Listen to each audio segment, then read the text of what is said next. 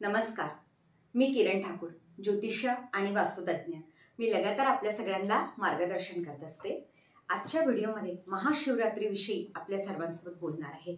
महाशिवरात्री म्हणजे साक्षात पार्वती माता आणि शंकर भगवानांचं मिलन असं म्हणतात। या दिवशी तुम्ही महादेवाचं स्मरण करत आहे आणि तुम्ही वर्षभर काही करत नाही आहे तर भरपूर गोष्टींमधून तुम्हाला मोक्ष मिळतं, तुमचे पाप धुतले जाते आणि याच दिवशी महादेव असे म्हणतात तुम्ही काही जरी मागत असेल तर तुमच्या इच्छा पूर्ण होतात। म्हणून त्यांना भोळा है ना, भोळा शंकर।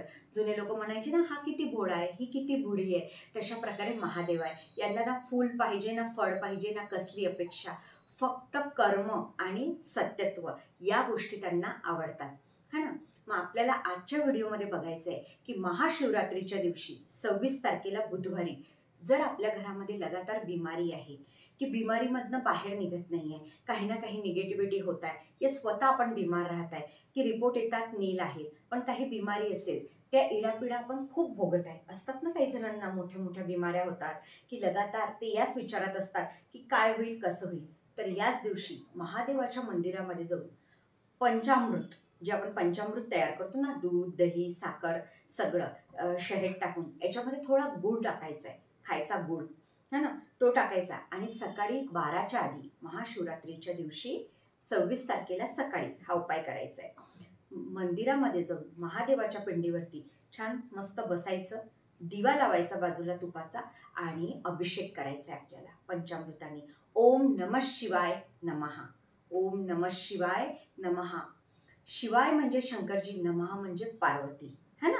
मग आपण हे कॉम्बिनेशननी मंत्र म्हणत आहे आणि महादेवाला आपण आपली इच्छा सांगत आहे। जर कोणी पेशंट असेल तो नाही येऊ शकत अभिषेक करायला तर तुम्ही त्यांच्या नावाने करा। तुम्ही कोणाचंही तुम्हाला वाटत असेल की ही व्यक्ती बिमार आहे, मला वाटते यांनी या त्रासातनं बाहेर निघावं, त्या व्यक्तीच्या नावाने तुम्ही तिथे अभिषेक करा। ब्राह्मण असेल त्यांच्या हाताने करून घ्या, पण तुम्ही स्वतः जेव्हा करता तर याचा रिझल्ट खूप चांगला येतो। म्हणून पंचामृताने अभिषेक करताना त्याच्यात गूळ टाका आणि काही पण केळं म्हणा या कोणतंही फळ या तुम्ही पांढरी मिठाई नेऊ शकता।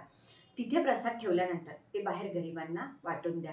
महाशिवरात्रीच्या दिवशी पंचामृताने अभिषेक करा आणि बघा काही दिवसामध्ये बॉडीमधल्या इडापिडा दूर जाताना दिसतील। म्हणून या दिवशी केलेला उपाय कधीच वाया जात नाही।